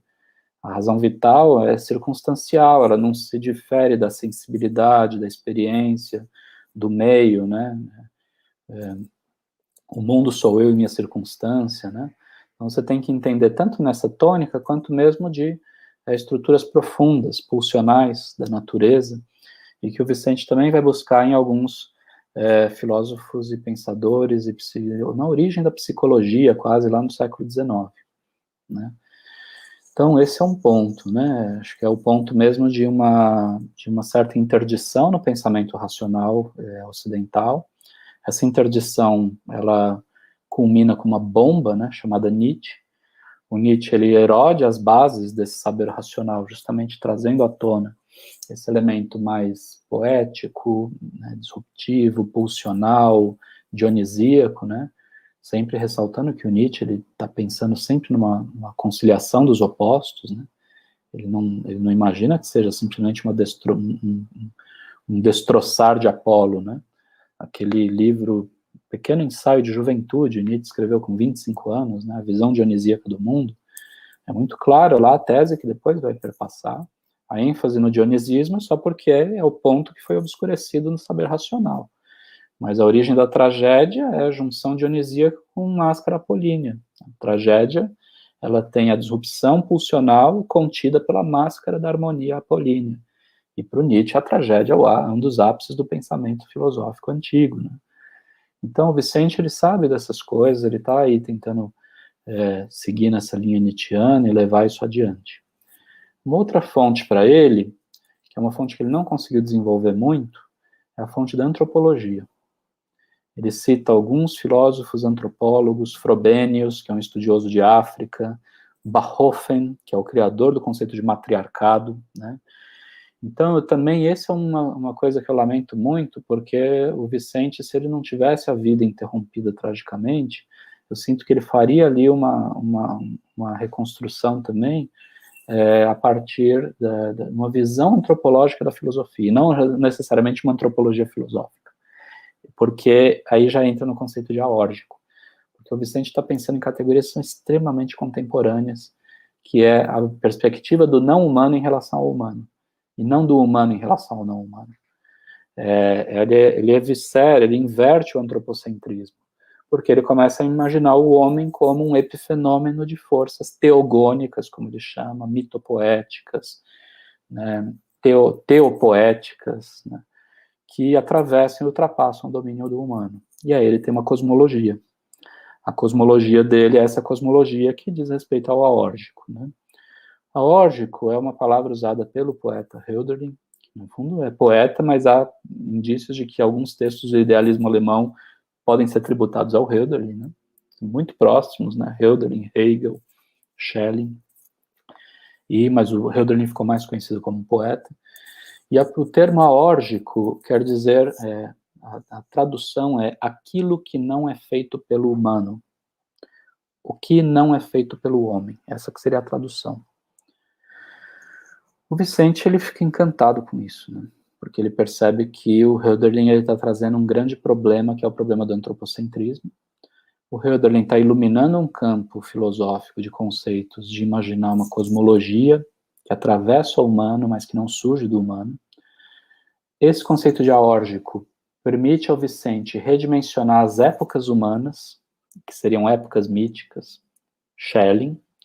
Então, é como se as épocas históricas, o humano ele é tão antropocêntrico que ele acha que ele é o protagonista da história, e não só isso, ele historiciza o próprio universo, como se o universo fosse a narrativa histórica criada pelo humano. E o Vicente ele vai começar a entrar numa categoria que eu acho fascinante, que é de meta-humano. Olha, a gente poderia depois fazer um paralelo e uma conversa entre Flusser e Vicente. O Flusser ele chega a isso a partir das tecnologias. O que é o meta-humano, que hoje poderia se chamar de transhumanismo, com várias nuances aí do conceito de transhumanismo, mas o meta-humano é aquilo que vai para além do humano e mesmo assim ainda continua se manifestando no humano. Então, em vários momentos, em vários ensaios, né, o Vicente ele chega a definir, né, a história, o humano é um misteriograma, como se fosse um misteriograma, uma exteriorização de um processo cosmogônico, cosmológico, de longa duração. E esse processo ele precisa da chave mítica para poder ser compreendido. Então, o humano, a história humana, ela é dividida em fases, mas no fundo ela pode ser dividida, essas fases estão dentro de éons, que são fases macrocósmicas. A história humana, o humano ele é adventício em relação ao sentido primordial, que é um sentido de doação primordial, que é facultado pelos mitos. Então, a grande estrutura meta-humana para o Vicente é o que ele chama de mito. Só que isso também existe aí uma capciosidade, porque o que ele está falando, ele não está falando das mitologias. Ele está falando de um modo de estruturação de toda a experiência e de todo o devir da história humana e não humana. Isso que para ele é um mito. Então, o mito é uma estrutura de apreensibilidade, de modelagem, né? Quase uma teoria dos modelos.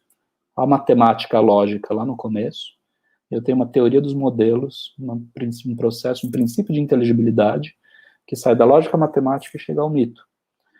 Assim como no Flusser sai das línguas, do língua e realidade, da matemática, da lógica, da filosofia da linguagem, e chega aos processos de abstração, de quarto nível de abstração, das tecnoimagens, a inversão do concreto, o abstrato vira o mais concreto, que são as imagens técnicas por Flusser, né? O aparelho, a caixa preta, modelizações, né? Modos técnicos de modelização da realidade. Então, a gente segue, é muito fascinante ver assim essa obra caminhando junto.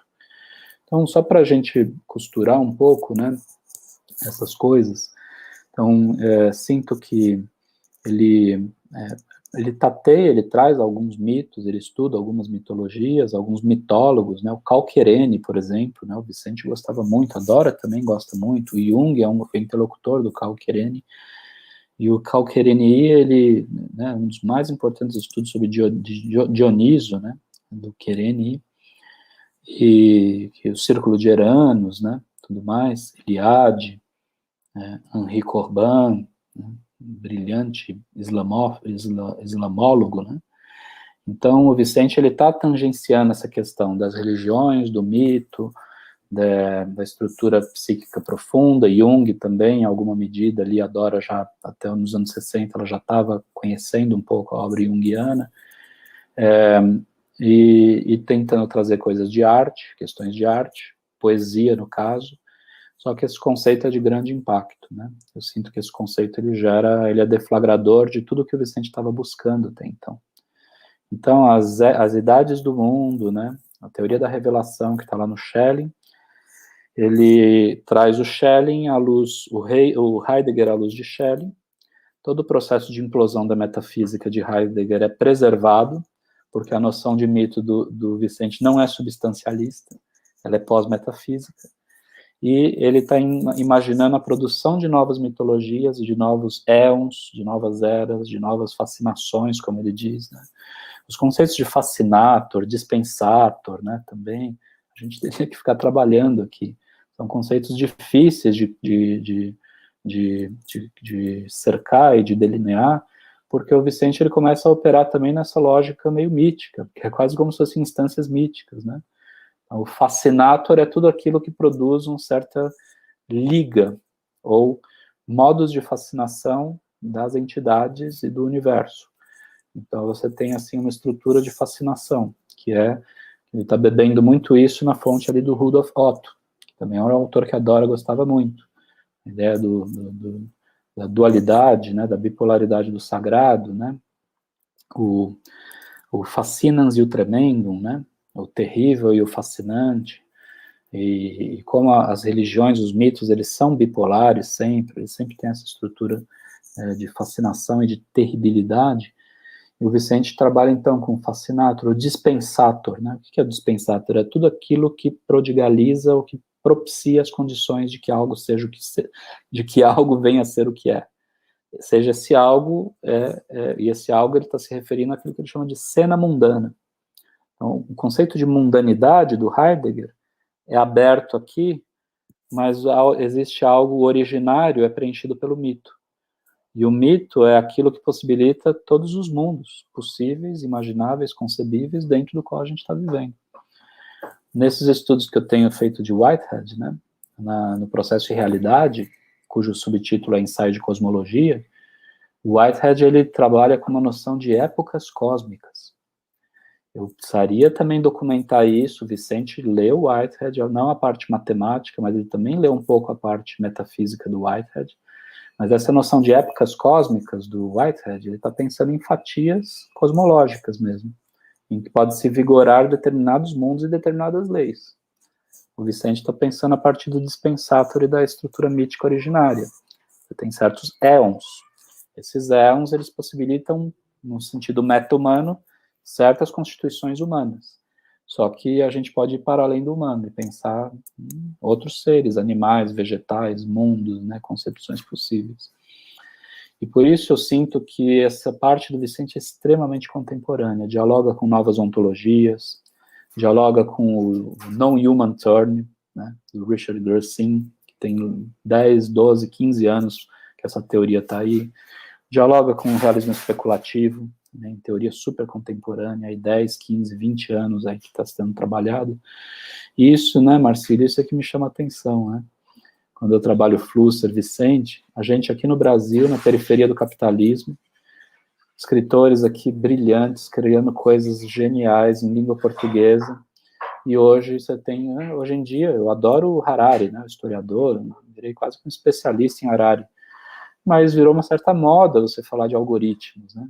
O Flusser estava falando disso nos anos 50, aqui em São Paulo, na questão do aparelho, né?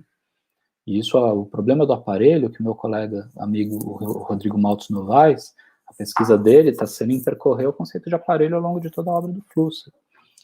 Então, voltando lá à sua primeira pergunta, lá ao começo, a gente precisa sair desse espírito de vira-lata, como diz o Nelson Rodrigues, e tentar entender um pouco a constituição do pensamento de língua portuguesa sob outras óticas, mais plurais e tudo mais, né? Mas é isso, enfim, acho que essa parte mitopoética, a gente iria muito longe aqui, e daí precisaria, não sei se a gente teria condição aqui dentro do programa. Muito bom, muito bom. Nós temos muito ainda que ter um trabalho todo de apropriação daquilo que foi produzido em nossa terra, né? Mas, então, acho que chegamos à última pergunta. A pergunta que é a de $1 milhão. Ixi, que medo. Se eu perder $1 milhão se eu não conseguir responder, hein? Poxa, eu vou ter que tirar $1 milhão da minha conta, que tá lá guardadinha, e tirar, viu? Estudar Vicente Ferreira da Silva dá dinheiro, né? Nossa, você não sabe, né? Não conta pra ninguém, não, senão o pessoal vai começar a estudar para ficar rico, viu? Se souber que eu tô rico. Mas, Rodrigo, o Willem Flusser, ele, num artigo em homenagem a Vicente Ferreira da Silva, cujo subtítulo é Da Responsabilidade do Intelectual, ele disse que a melhor forma de homenagear um filósofo é assimilá-lo, para então criticá-lo e superá-lo a partir de dentro do pensamento dele mesmo. Flusser, inclusive, ele é um dos mais argutos críticos do Vicente Ferreira da Silva, né? Quais seriam, dentro dessa perspectiva da importância de se ter uma análise crítica dos autores que a gente propõe a estudar, para que não fique somente uma abordagem meramente superficial ou ingênua, né? Uhum. Quais seriam os aspectos que mereceriam uma abordagem crítica do pensamento de Vicente Ferreira da Silva? Ótimo, excelente pergunta, viu? E também conectando o Flusser, e aí primeiro eu aproveito para dizer o seguinte, o Flusser é uma figura fantástica e ele brigava com todo mundo. Ele queria ser tão autônomo e tão livre que ele ia, o IBF o convidava para dar palestras, e aí existe uma questão ideológica ali, né? O Miguel Reale foi alinhado ao integralismo, o Flusser detestava nacionalismo, ele foi foragido do nazismo, a família dele morreu em Holocausto. Então, o Flusser ele tem uma visão bem crítica e bem estranha ao nazismo, ao nacionalismo, né, de modo geral. Então, ele ficava flutuando, e o Flusser, então, ele se aproximava de certos meios intelectuais porque ele percebia que ele gostava de dialogar. Ele é um filósofo do diálogo. Ele queria conversar com todo mundo. Só que existiam essas coisas porque ele tinha um nível de autonomia, de liberdade, de franqueza, que muitas pessoas não gostavam de conversar com o Flusser e se sentiam melindrados mesmo, porque ele ia muito no cerne, de fazer as críticas, de ouvir críticas. Então, é um pensamento muito potente do Flusser também nesse sentido, né, com o qual eu me identifico bastante também, tanto quanto com o do Vicente. Então, a própria relação do Flusser com os primeiros professores que formaram a cadeira de filosofia da USP, né, que é uma das primeiras cadeiras de filosofia do Brasil. Então, houve, né, nós temos depoimentos, tal, de pessoas históricas que conviveram com o Flusser, de que houve alguns diálogos entre o Flusser e o Gianotti, por exemplo, lá atrás. O Gianotti chegou a frequentar algumas das palestras, dos encontros lá com o Flusser. Mas o Flusser também ele ficava intrigado, então ele trabalhou no estado de São Paulo, ele era um colaborador, e ele também fazia críticas ao marxismo. E aí, então, dentro de um sistema de polarização ideológica, o Flusser e o Vicente começaram a ser neutralizados, mais assimilados a um tipo de pensamento mais de direita, conservador, né? E o grande problema ali do Vicente, especificamente, é a ligação com Heidegger, porque, né, essa ligação ela se deu e já se sabia da relação do Heidegger com o nazismo e tudo mais, e isso começou a gerar um problema aqui na formação acadêmica brasileira e tudo mais, né? Eu estou aproveitando para fazer esse contexto que eu não fiz e eu acho que é importante a gente fazer esse tipo de histórico, tá? O que eu não consigo entender é o seguinte, o Sartre, ele é um bastião da esquerda mundial, tá? Aliás, equivocadamente, foi um stalinista, né? Durante muito tempo, e boa parte dos intelectuais de esquerda aqui comprando o Sartre stalinista, já depois do relatório Khrushchev de 1956, e depois de se saber tudo o que acontecia dentro do regime stalinista. E, no entanto, qual é a linha mestra do Sartre? Hegel, Russell e Heidegger.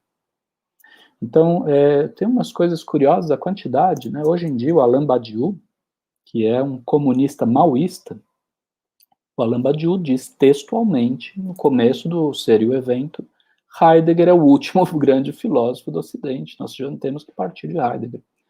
Então, existe uma questão que sempre me intrigou muito, essa ideologização, a expansão do conceito ideológico que ocorre na gênese da filosofia brasileira, e que ela gera uma certa dificuldade de leitura das obras, de tratamento dos conceitos.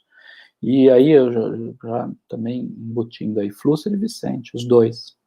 Porque os dois eles ficaram meio periféricos, por questões ideológicas, mas não são ideológicas, estou trazendo também a questão do Flusser, que era uma questão prática, ele brigava com todo mundo. Né, ele brigava no sentido, dizendo assim, de discussão, né, de discussão de ideias. E isso gerou uma grande liberdade para o Flusser, mas também gerou isolamento. E o Vicente, esse isolamento ele foi um pouco construído, não por ele ser uma figura polêmica, mas por conta das opções mesmo bibliográficas dele, desse alinhamento, principalmente no final da vida, com a filosofia heideggeriana. O que aconteceu, né? A formação do Departamento de Filosofia da USP se deu a partir do Cruz Costa, ele é o primeiro, né, professor catedrático de filosofia que vai formar, digamos, toda a seara, toda a linhagem, né, da filosofia da USP. O Cruz Costa, ele é um pensador positivista. Ele tem várias contribuições importantes, até para a filosofia brasileira. Ele estuda a filosofia brasileira, mas a matriz é positivista. Então, e o Vicente foi preterido na cátedra, né, pelo Cruz Costa. Então, nós temos aqui uma gênese da própria instituição da filosofia no Brasil, como departamento técnico, acadêmico e tudo mais, que já está dentro dessa divisão na qual o Vicente está no olho do furacão, ele está no centro. Ele poderia ter assumido a cátedra e não assumiu. Então, isso gerou essa certa marginalização do Vicente também, porque imagina, mesmo São Paulo, naquela época, não tinha muitas universidades, não havia muitas cátedras onde um filósofo poderia ocupar uma posição. E ele virou um pensador independente. O Flusser sempre o foi. Então, mas eu sinto que o próprio Vicente, existe uma visão equivocada dessa orientação, digamos, à direita do Vicente. O Vicente é um anarquista. Isso eu tenho claramente, assim, para mim, observando a obra dele do começo ao fim, ele tem muitas coisas que, imagina, nem hoje os conservadores engoliriam algumas coisas que o Vicente fala. Mas eles dois, eu acho que eles acabaram ficando desencaixados dentro de um sistema de polarização ideológica. Essa polarização, ela foi mitigada em vários lugares do mundo por conta de um contorno mais técnico dos conceitos, o exemplo que eu dei de Sartre, tá? Então, autores que são de esquerda, né, Alain Badiou, e que estão tentando tratar os conceitos, né, e tentar ver a potência dos autores para além do equívoco ideológico que esses autores tenham cometido, mas isso no Brasil, isso gerou um grande problema mesmo, né, um problema de desarticulação mesmo do campo da filosofia. Essa desarticulação produziu algo que eu acho que também é nocivo, que é a visão dos marginalizados e os defensores dos marginalizados que criticam a universidade brasileira. Eu não faço parte disso, tá? Eu sou totalmente, radicalmente contra esse tipo de animosidade ou de crítica genérica, de desconstrução, de inviabilização e invalidação do trabalho da universidade, porque alguns ficaram marginalizados, desse arrivismo, né? Não, eu tenho tentado com o Vicente, com tudo que eu tenho feito na minha vida, eu tenho tentado procurar criar redes, criar convergência, para fortalecer o pensador, né, que nós temos. Não mencionamos o Mário Ferreira dos Santos. O Mário Ferreira dos Santos é um gênio, é um dos maiores metafísicos do século XX. Então, a gente tem que criar redes para potencializar a obra do Mário, que muita gente nem conhece. Estou falando do Mário Ferreira dos Santos agora, não do Vicente, né? Então, muitas vezes, esse tipo de espírito, animosidade, de crítica, de oposição, de arrivismo, ele é um espírito que destrói o meio de campo ali, que poderia estar dentro de negociações, e até para o leitor poder ter mais acesso àquilo, destituído de guerrilhas e batalhas ideológicas. Então, esse é o meu ponto de vista. Por que eu vejo também o outro lado? A formação da USP, a formação dos professores franceses que vieram formar a USP, o Brasil ele era totalmente destituído de instituições. Havia uma fraqueza enorme, não tinha universidade aqui. Então, houve uma questão quase que de um aparelhamento governamental da universidade para que essa universidade pudesse expandir para o resto do Brasil e pudesse formar professores para consolidar e fortalecer a filosofia, e outros saberes e outras ciências e tudo mais. Essa polarização ideológica lá atrás, ela é ideológica, mas ela também é um pouco técnica, ela é um pouco prática, no sentido de como nós precisamos estudar filosofia para que esse saber ele seja expandido, para que a gente forme uma cultura filosófica e universidades e cultura filosófica no Brasil. Então, faz sentido esse raciocínio, entende? E depois, quando a gente tem depois a ditadura, é óbvio que a universidade ela vai refluir, ela vai adotar uma posição mais de esquerda contra uma ditadura que está praticamente querendo destruir a filosofia, destruir a área das ciências humanas e tudo mais, né? Então, eu entendo esses mecanismos, né, mas, assim, o meu interesse mesmo é em reconstruir a margem, aquilo que está à margem, e oferecer para o leitor, para que a gente veja, e o leitor vai ver a qualidade daquilo, e ele vai saber que aquela pessoa foi injustiçada. Isso para mim é o mais importante, né? Do que ficar com intrigas que podem gerar um grande pensamento obscurantista de crítica à universidade como um todo. E aí eu tô fora disso, assim, eu não tô afim de fazer esse tipo de coisa. Então, mas daí só voltando à sua pergunta, mas só para fechar um pouco bem rápido, né?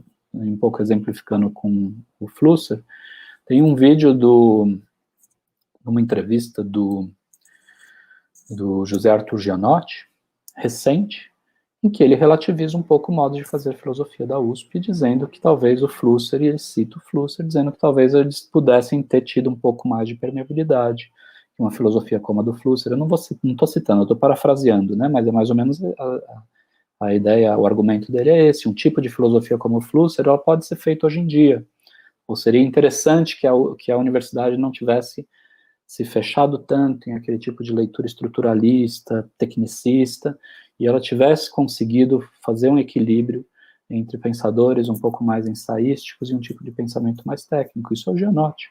O Gianotti é o descendente direto do Cruz Costa, e ele é que formou todo o departamento da USP depois, e deu ensejo, né, a formação e tudo mais.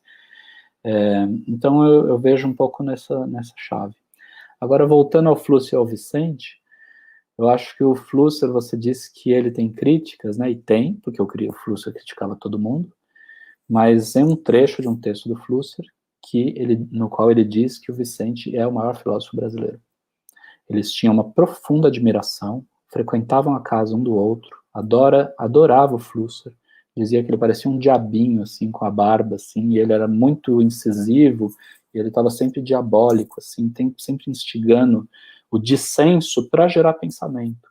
Não é um cara de má fé, é uma pessoa que estava querendo o tempo todo, e algumas vezes tocava em pontos mais polêmicos. E eu vejo muito a figura do Vicente e do Flusser como esgrimistas, amigos esgrimistas. Eles eram muito amigos, muito próximos, desde sempre. A correspondência que nós temos armazenada da Dora com o Flusser é grande. A correspondência do Vicente com o Flusser é relativamente grande também, mas é porque eles moravam aqui em São Paulo, né, tudo, então é mais da Dora, porque daí o Flusser depois foi para a França. Mas então não é, assim, tem ali, né, coisas importantes, mas eles acabavam se frequentando. Mas eu vejo, Marcílio, uma fecundação mútua de um pelo outro. E o Flusser ficou muito impactado com a morte do Vicente. No fundo, eu acho que o Flusser ele identificava o Vicente como esse pensador livre aqui também, que estava meio que pagando um preço, mas estava pensando, estava, né, tentando criar uma filosofia original e tudo mais. Há alguns pontos ali mais de litígio, né? Porque a questão do mito, ela tem algumas abordagens mais ligadas aos fascistas, né? E o Flusser, ele tinha um horror disso, né? Então, ele tem algumas críticas ali pontuais ao Vicente, falando, olha, eu entendo o conceito de mito que você está trazendo, mas esse conceito, ele tem certos comprometimentos. Mas mesmo, então, isso já entrando mais na sua pergunta, né, a gente pode entender um pouco, mas eu acho que daí precisaria ler com muito cuidado o que o Vicente está chamando de mito. Porque não é a mitologia dos fascistas, né? Não é a mitologia da extrema-direita que deu ensejo a tantas coisas ruins no século XX. E a própria valorização dele do dionisismo, a Dora, uma vez, na casa dela, ela falou, o Vicente, antes de morrer, estava se interessando pelo carnaval. Festas populares. Ele queria pesquisar festas brasileiras populares. Antropologia, festas, o Homo Ludens, do Huizinga, né, que marcou muito o Vicente, ele cita o Homo Ludens. O que é a parte lúdica do humano? O jogo, né, o jogo como uma dimensão simbólica, mas também a relação entre o jogo como uma dimensão metafísica, o jogo dos mundos, o jogo lá na matemática, né, teoria dos jogos conjuntos. Então, eu vejo assim que, de fato, é um autor com muitas camadas, né? E eu diria assim que, voltando a uma questão biográfica, são os dois filósofos brasileiros que eu mais admiro, Flusser e Vicente.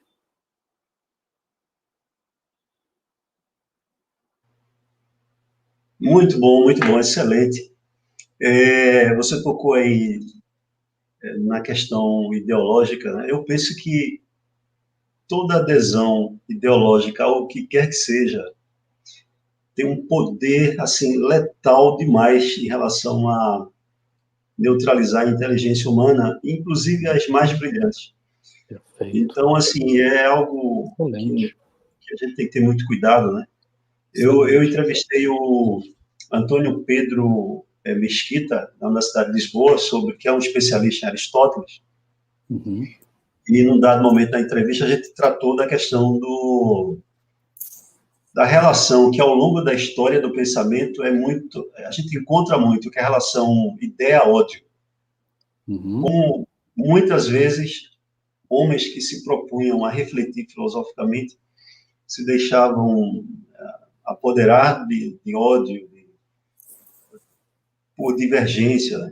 E aí é interessante que você, desde o começo da entrevista, você está fazendo um paralelo, sempre fazendo menção, embora a entrevista seja sobre Vicente Ferreira da Silva, você faz menção ao Husserl, porque essa relação entre eles, que eles eram antagonistas, num bom sentido do termo, e ao mesmo tempo amigos, é extremamente positiva.